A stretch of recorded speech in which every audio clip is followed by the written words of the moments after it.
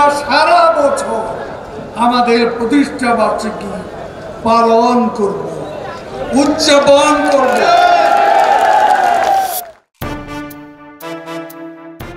অবশেষে জানা গেল ওবায়দুল কাদেরের অবস্থান।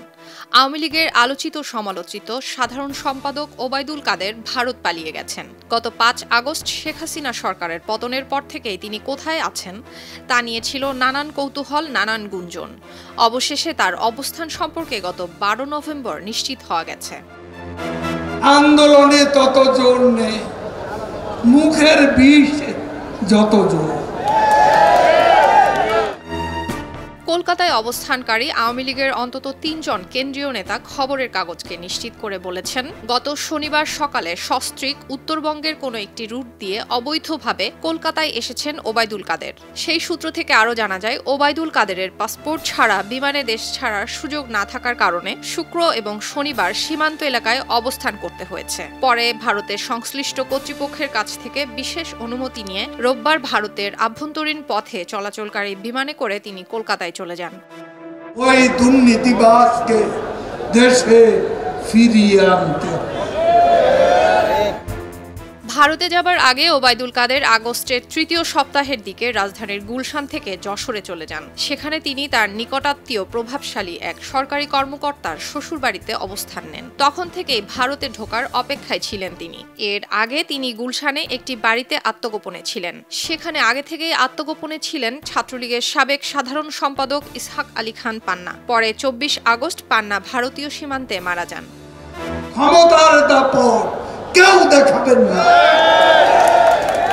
কাউকে ক্ষমা করা হবে না। আওয়ামী লীগের একজন সাংগঠনিক সম্পাদক খবরের কাগজকে বলেন, দেখা হয়নি, ফোনে কথাও হয়নি, তবে কাদের সাহেব কলকাতায় এসেছেন এতটুকু জানি। তবে তিনি সেখানে অবস্থান করবেন না। ২ থেকে ৩ দিন কলকাতায় থেকে আগামী সপ্তাহে দিল্লি চলে যাবেন এবং তিনি সাধারণ সম্পাদক পদে থাকবেন কিনা এরপরে সে বিষয়ে সিদ্ধান্ত নেওয়া হবে। ফখরুল সাহেব, আপনি কোথায় যান? দয়েশ্বর বাবু, আপনি কোথায় যান? কেউ জানে না। গত ৫ আগস্ট গণ অভ্যুত্থানের মুখে সাবেক প্রধানমন্ত্রী শেখ হাসিনা দেশত্যাগ করে ভারতে চলে যাবার পর থেকেই দলটির উচ্চ পর্যায়ের নেতারা কলকাতা পালাতে শুরু করেন। এরপর থেকে দেশের রাজনৈতিক অঙ্গনে এবং এর বাইরে আলোচনার কেন্দ্রবিন্দুতে ছিলেন দলটির সাধারণ সম্পাদক ওবায়দুল কাদের। আওয়ামী লীগের সভাপতি শেখ হাসিনা ভারত যাবার সময় ওবায়দুল কাদেরকে সঙ্গে নিয়ে যাননি। ফলে ঢাকায় ঘুরে ফিরে প্রশ্ন ওঠে, তাহলে দলটির দ্বিতীয় সর্বোচ্চ নেতা ওবায়দুল কাদের কোথায়? খেলা কিন্তু হবে, ছেড়ে দেয়া হবে না। অনেকে ধারণা করেছিলেন ভারত হয়ে তিনি হয়তো সিঙ্গাপুর চলে গেছেন। আবার কেউ কেউ মত দেন তিনি দেশেই আছেন। ওবায়দুল কাদের যশোরের একটি বাড়িতে অবস্থান করছে এমন খবর ছড়িয়ে পড়ার পর গত আগস্টে সেখানেও অভিযান চালানো হয়। সাবেক সড়ক পরিবহন এবং সেতুমন্ত্রীকে ধরিয়ে দিতে পুরস্কারেরও ঘোষণা দেয় সরকার। গত ১৯ অক্টোবর অন্তর্বর্তী সরকারের স্বরাষ্ট্র উপদেষ্টা লেফটেন্যান্ট জেনারেল অবসরপ্রাপ্ত মোহাম্মদ জাহাঙ্গীর আলম চৌধুরী এমন ঘোষণা দিয়েছিলেন, বিচার করতে হবে, সব তদন্ত হবে, কে কত টাকা বানিয়েছে।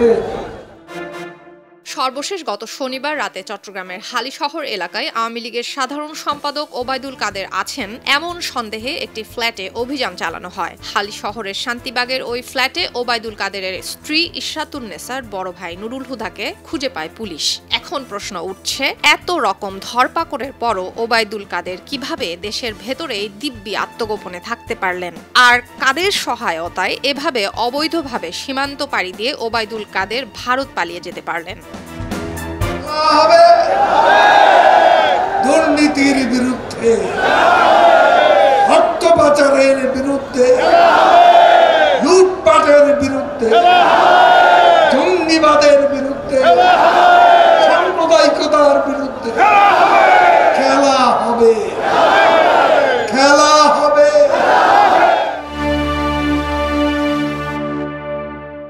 সুলতানা দিনা, খবরের কাগজ।